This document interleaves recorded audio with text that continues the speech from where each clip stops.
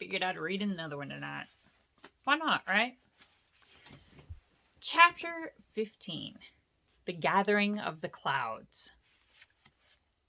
As if you recall, at the very beginning of the book, our dear author, Mr. John Ronald Reuel Tolkien, warned us that there was going to be a battle of 5 armies at some point in this book. And we haven't gotten there yet, have we? We killed a dragon, and we rescued a treasure, and we killed some spiders, and we escaped some elves, but we haven't seen the battle of the 5 armies yet. So, it must be coming up. Gathering of the Clouds sounds like foreshadowing for that, doesn't it? So, we begin. Now we will return to Bilbo and the dwarves. All night one of them had watched, but when morning came they had not heard or seen any sign of danger. But ever more thickly the birds were gathering. Their companies came flying from the south, and the crows that still lived about the mountain were wheeling and crying unceasingly above. "Something strange is happening," said Thorin. "The time has gone for the autumn wanderings, and these are birds that dwell always in the land. There are starlings and flocks of finches, and far off there are many carrion birds, as if a battle were afoot." Suddenly Bilbo pointed. "There is that old thrush again," he cried. "He seems to have escaped when Smaug smashed the mountainside, but I don't suppose the snails have." Sure enough, the old thrush was there, and as Bilbo pointed, he flew towards him and perched on a stone near by. Then he fluttered his wings and sang. Then he cocked his head on one side, as if to listen, and again he sang, and again he listened. "I believe he is trying to tell us something," said Balin, "but I cannot follow the speech of such birds. It is very quick and difficult.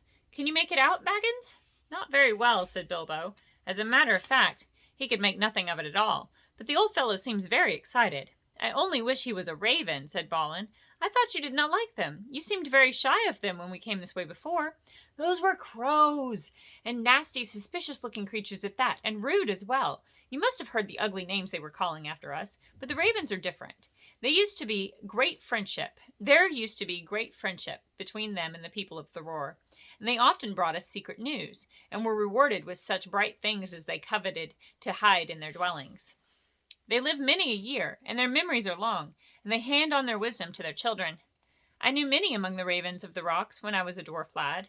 This very height was once named Ravenhill, because there was a wise and famous pair, old Cark. Spelled C-A-R-C. How would one pronounce that? Cark? I guess. Old Cark and his wife that lived here above the guard chamber, but I don't suppose that any of that ancient breed linger here now." No sooner had he finished speaking than the old thrush gave a loud call and immediately flew away. "We may not understand him, but that old bird understands us, I am sure," said Balin. "Keep watch now and see what happens. Hang on just a second. I'm a little thirsty." You having a good day? Did you have a good day? I hope you did.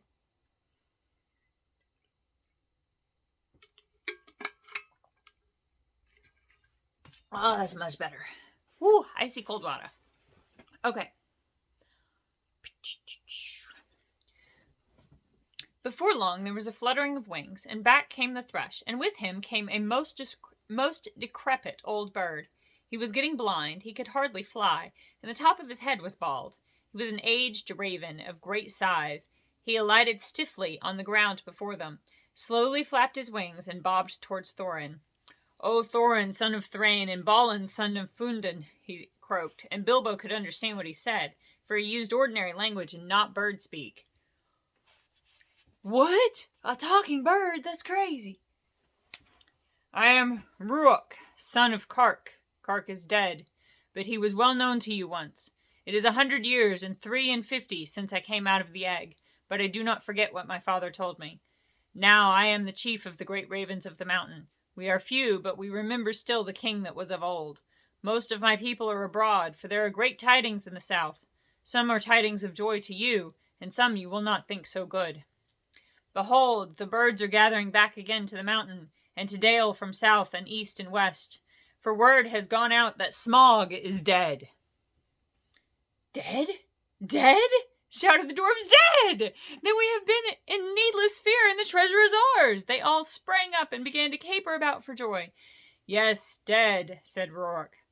The thrush, may his feathers never fall, saw him die, and we may trust his words.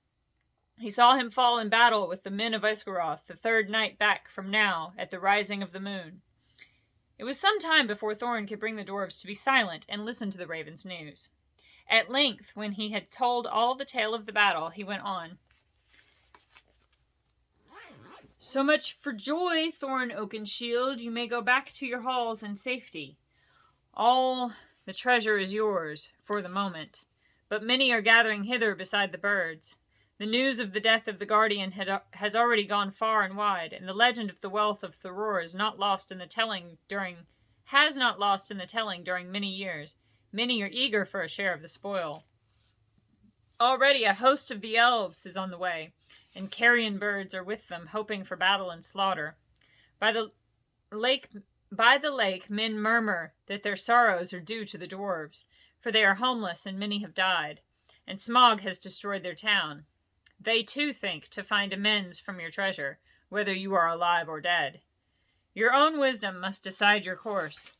But 13 is small remnant of the great folk of Durin that once dwelt here, and now are scattered far. If you will listen to my counsel, you will not trust the master of the lake men, but rather him that shot the dragon with his bow. Bard is he, of the race of Dale, of the line of Giron. He is a grim man, but true. We would see peace once more among dwarves and men and elves after the long desolation, but it may cost you dear in gold. I have spoken. Then Thorin burst forth in anger. He needs to control himself, doesn't he? Our thanks, Rourke, Kark's son. You and your people shall not be forgotten. But none of our gold shall thieves take, or the violent carry off while we are alive. If you would earn our thanks still more, bring us news of any that draw near. Also I would beg of you, if any of you are still young and strong of wing, that you would send messengers to our kin in the mountains of the north, both west from here and east, and tell them of our plight. But go specially to my cousin Dane in the Iron Hills, for he has many people well armed, and dwells nearest to this place. Bid him hasten. I will not say if his counsel be good or bad, croaked Rourke, but I will do what can be done. Then off he slowly flew. Back now to the mountain, cried Thorin. We have little time to lose. And little food to use, cried Bilbo, always practical on such points. In any case, he felt that the adventure was, properly speaking, over with the death of the dragon, in which he was much mistaken, and he would have given most of his share of the profits for the peaceful winding up of those affairs. Back to the mountain, cried the dwarves, as if they had not heard him. So back he had to go with them. As you have heard some of the events already, you will see that the dwarves still had some days before them. They explored the caverns once more, and found, as they expected, that only the front gate remained open. All the other gates, except of course the small secret door, had long ago been broken and blocked by Smaug, and no sign of them remained. So now they began to labor hard on fortifying the main entrance, and in making a new path that led from it. Tools were to be found in plenty that the miners and quarriers and builders of old had used, and at such work the dwarves were still very skilled. As they worked, the ravens brought them constant tidings. In this way they learned that the Elven King had turned aside to the lake, and they still had a breathing space. Better still, they heard that 3 of their ponies had escaped and were wandering wild, far down the banks of the running river, not far from where the rest of their stores had been left. So while the others went on with their work, Fili and Kili were sent, guided by a raven, to find the ponies and bring back all they could. They were 4 days gone, and by that time they knew that the joined armies of the lake men and the elves were hurrying towards the mountain. But now their hopes were higher, for they had food for some weeks with care. Chiefly cram, of course, and they were very tired of it, but cram is much better than nothing. And already the gate was blocked, with a wall of squared stones laid dry, but very thick and high, across the opening. There were holes in the wall through which they could see, or shoot, but no entrance. They climbed in or out with ladders, and hauled stuff up with ropes. For the issuing of the stream, they had contrived a small, low arch under the new wall, but near the entrance they had so altered the narrow bed that a wide pool stretched from the mountain wall to the head of the fall over which the stream went towards Dale. Approach to the gate was now only possible, without swimming, along a narrow ledge of the cliff, to the right as one looked outwards from the wall. The ponies that they had brought only to the head of the steps above the old bridge. The ponies they had brought only to the head of the steps above the old bridge, and unloading them there, they had bidden them return to their masters and sent them back riderless to the south. There came a night when suddenly there were many lights as of fires and torches away south and dale before them. "They have come," cried Balin, "and their camp is very great. They must have come into the valley under the cover of dusk along both banks of the river." That night the dwarves slept little. The morning was still pale when they saw a company approaching. From behind their wall they watched them come up to the valley's head and climb slowly up. Before long they could see that both men of the lake armed as if for war, and elvish bowmen were among them. At length the foremost of these climbed the tumbled rocks and appeared at the top of the falls, and very great was their surprise to see the pool before them and the gate blocked with a wall of new-hewn stone. As they stood pointing and speaking to one another, Thorin hailed them. "Who are you," he called in a very loud voice, "that come as if in war to the gates of Thorin, son of Thrain, king under the mountain, and what do you desire?" But they answered nothing. Some turned swiftly back, and the others, after gazing for a while at the gate and its defenses, soon followed them. That day the camp was moved to the east of the river, right between the arms of the mountain. The rocks echoed then with voices and with song, as they had not done for many a day. There was the sound too of elven harps and sweet music. And as it echoed up towards them, it seemed that the chill of the air was warmed, and that they caught faintly the fragrance of woodland flowers blossoming in the spring. Then Bilbo longed to escape from the dark fortress and to go down and join in the mirth and feasting by the fires. Some of the younger dwarfs were moved in their hearts too, and they muttered that they wished things had fallen out otherwise, and that they might welcome such folks as friends. But Thorin scowled. Then the dwarves themselves brought forth harps and instruments regained from the hoard, and made music to soften his mood. But their song was not an elvish song, and was much like the song they had sung long before in Bilbo's little hobbit hole. "Under the mountain dark and tall, the king has come unto his hall. His foe is dead, the worm of dread, and ever so his foes shall fall. Oh.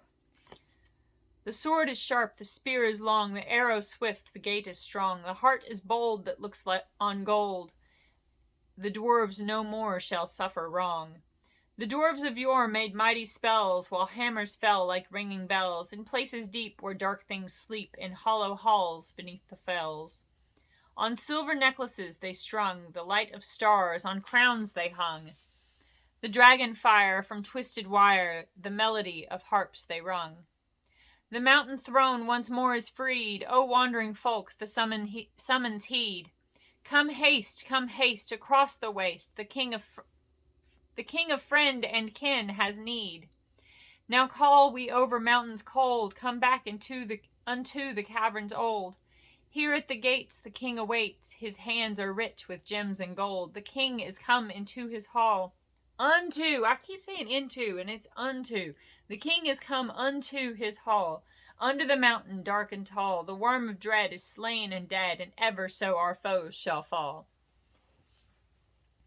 This song appeared to please Thorin, and he smiled again and grew merry, and he began reckoning the distance to the Iron Hills and how long it would be before Dain could reach the Lonely Mountain, if he had set out as soon as the message reached him.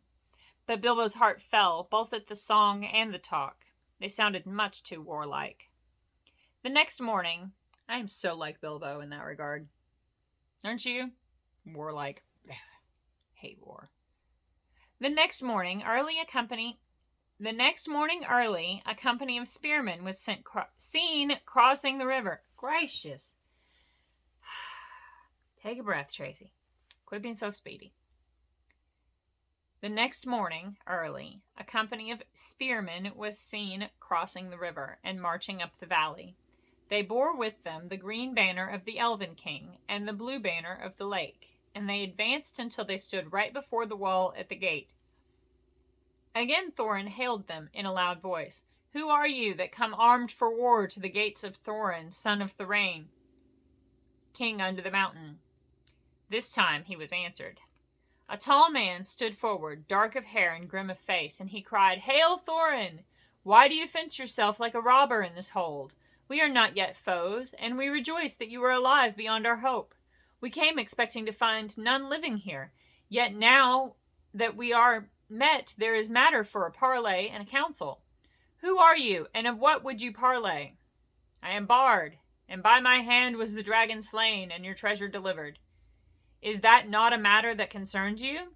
Moreover, I am by right descendant, the heir of Giron of Dale, and in your hoard is mingled much of the wealth of his halls and towns, of which old Smaug stole.